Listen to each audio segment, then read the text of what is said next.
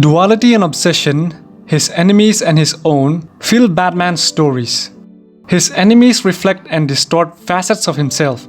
What psychopathologies lurk in the mind of supervillains like the Joker, Riddler, Two-Face, and Catwoman? Are they really rogues and villains, or simply misunderstood victims of a heartless society? Do Batman and his foes depend on each other? After the arrival of its mysterious hero, Gotham City sees a proliferation of costumed characters, some of them vigilantes, but most of them criminals, whose theatrics and preoccupations rival the Dark Knight's. Does Batman inspire the histrionics no less than he inspires new heroes? Or does he attract creative crooks to his city?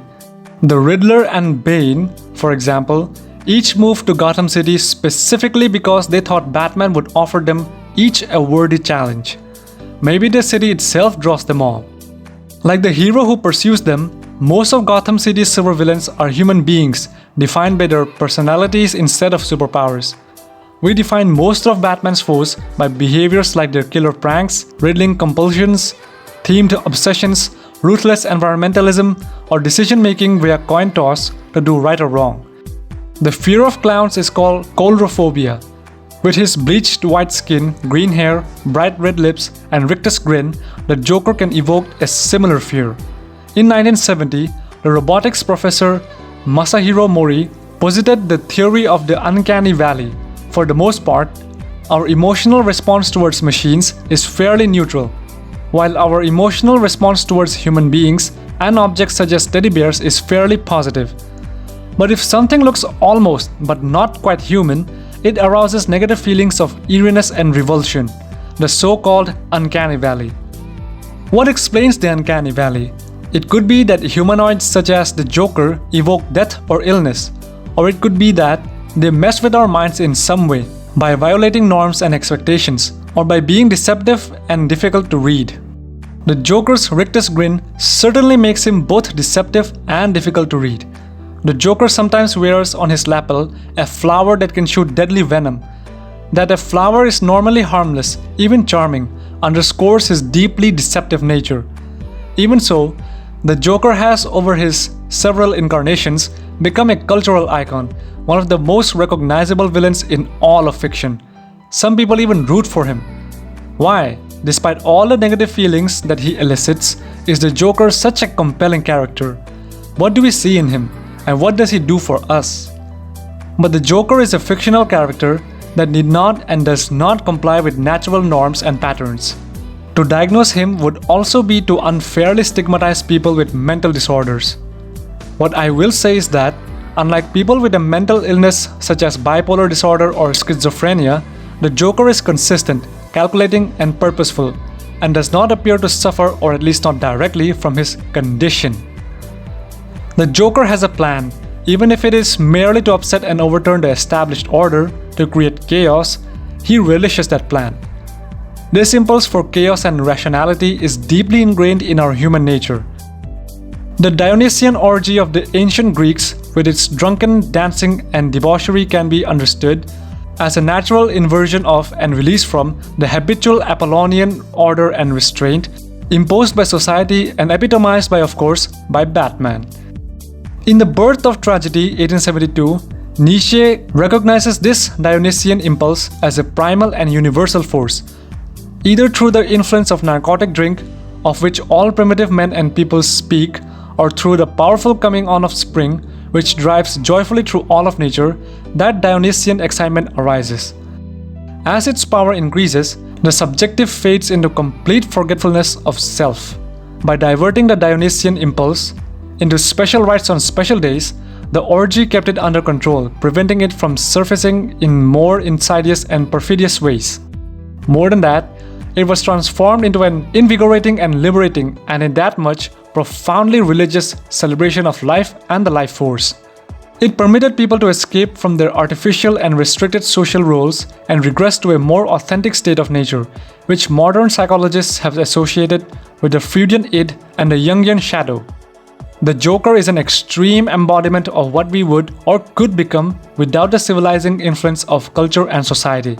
Today, our pent-up desire for disorder is vented by other means, including drug-fueled raves, sadomasochistic sex, and fictional characters such as the Joker, which, rather than inciting chaos as some people fear, act more as an outlet and catharsis for our own dark impulses. When the Joker says, "Whatever doesn't kill you makes you stranger," he is nodding to Nietzsche, who, in The Twilight of Idols in 1889, wrote, "Whatever doesn't kill me makes me stronger." Moreover, the Joker is a personification of Nietzsche's Superman or hyperhuman, who eschews slave Christian morality and even master ancient morality in favor of unbridled power. Nietzsche contrasts the Superman with the degenerate last man of egalitarian modernity with his bourgeois aspirations, self-satisfied moral superiority, and rank hypocrisy.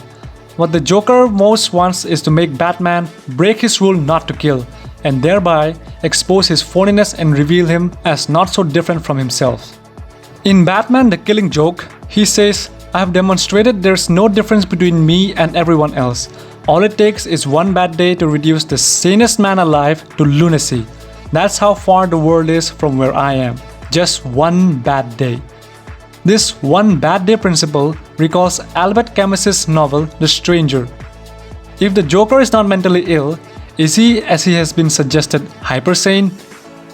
In the book Hypersanity, Thinking Beyond Thinking, hypersanity is defined as a free state of higher consciousness and argue that hypersane people are calm, contained, and constructive. That is very much the opposite of the Joker. The orgy and even S&M sex are forms of controlled chaos, even creative chaos. Certainly, no real harm is done or intended. Similarly, hypersane people are able to embrace their shadow, to harness it without being driven or dominated by it. But the Joker, having maimed or killed thousands of people, is so completely overrun by his shadow that he is nothing but undifferentiated shadow, nothing but sheer darkness. Unlike the Joker and indeed Batman, who are flat, one-dimensional characters, hypersane people are able to unite the Apollonian and Dystonian, and like the ancient Greeks, realize the ever-receding dream of civilization. So what motivates Bane? How do needs for achievement, power, affiliation shape Batman's backbreaker? Do I think Bruce Wayne, after spending his life training to fight crime, could really give up being Batman? My answer is yes. Batman in the comic books have periodically demonstrated a willingness to ditch the cape and cowl if he can find a better way to keep his mission going as he grows older. Does Bane's motivation in the movie match that of the character as depicted in the comic books? My answer is no. Bane in the movie is a blend of two comic book characters, Bane obviously, and Ra's al Ghul's loyal servant Ubu. Comic book Bane is not loyal. Bane is, in fact, more likely to kill or otherwise remove anyone from his life so they can be used against him.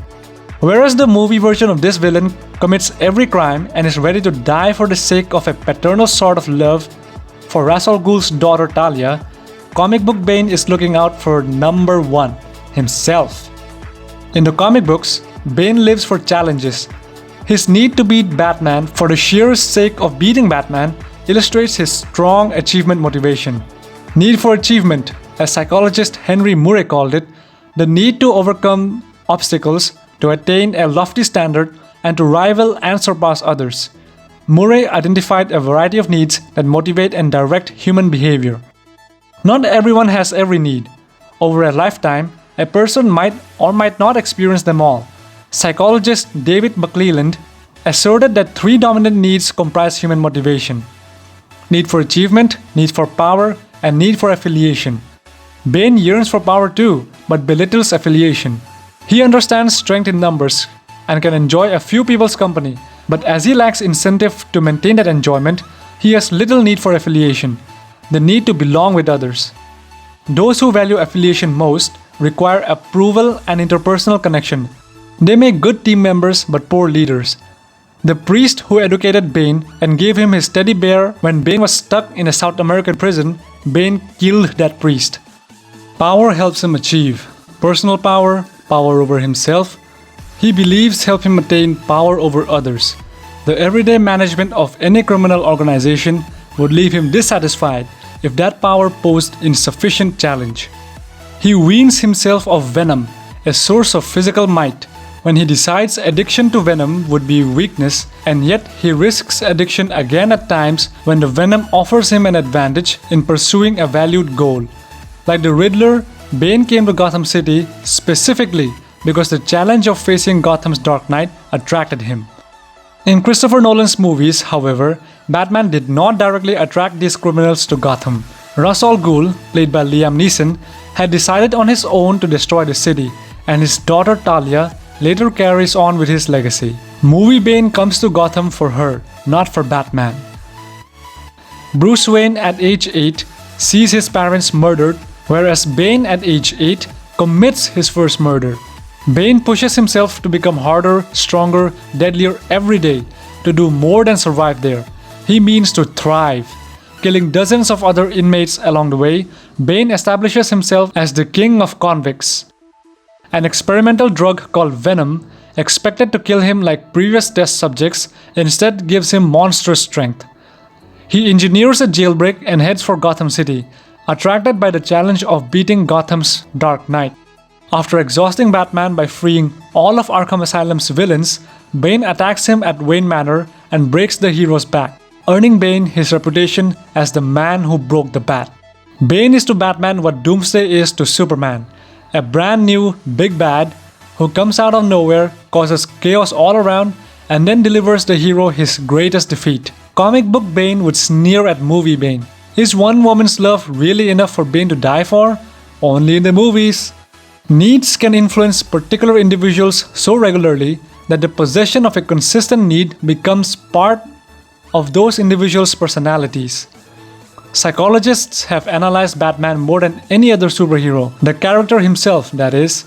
Looking at Superman psychologically means looking at modern mythology. He's a modern demigod myth. While there's something mythic about Batman too, to be sure, he's more akin to the mortal legends like Robin Hood and pulp heroes like Zorro and the Shadow. Extraordinary men, but men nonetheless.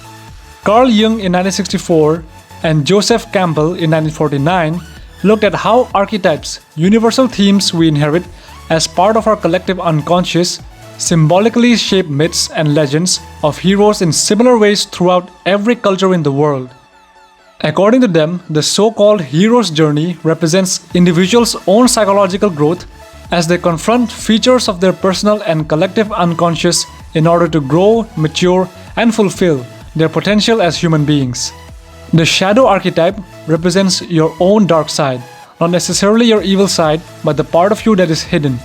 The sum of those characteristics you conceal from both the world and yourself. Bruce Wayne confronts his own darkest nature early in life, chooses to work with it, and uses it to instill fear in others. His bright and dark sides work together to fight evil. From a Jungian perspective, therefore, Batman appeals to our own need to face and manage our own shadow selves.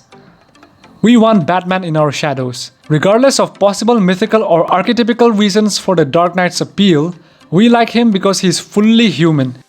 Batman is the superhero with no superpowers. He can walk into a room full of people who fly, read minds, and run faster than light, yet he's the one who intimidates them. His personality defines him, not superpowers. His origin defines him as well, so much so that it is part of his personality. Bruce Wayne's altruistic parents similarly taught him to help those who have less than himself. Batman made himself super. Through years of hard work and sheer determination, he built himself into the person he wanted to become, and that is inspiring. We know we can't become Spider-Man or Superman, maybe we know we can't become Batman either, but Bruce Wayne nonetheless helps us feel that we can become something great, something of our own choosing. Because Batman is fully human, and because a horrible trauma leads him to wear a mask and wage his war on crime, we can contemplate real psychological issues that drive people to do extreme things. Psychologists can explain how well he does or does not fit the symptoms of a variety of disorders. Why the mask, the bat, and the underage partner? Why does he really wear a costume to fight crime? What are his most intimate relationships with bad girls he ought to lock up? And why won't he kill that homicidal clown?